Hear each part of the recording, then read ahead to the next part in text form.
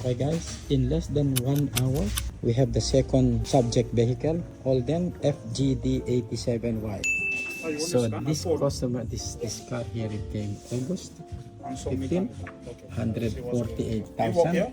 Now it's 156, 572 minus 148, 216 equals it's 8,000 kilometers after 8,000, but 3 months. Just 3 months, 8,000. So the range is between 6,500 to 8,000 kilometers. Look at this. So we use this oil. Check the oil. It's same as the Mitsubishi 380. It's almost bare minimum, and the engine is noisy.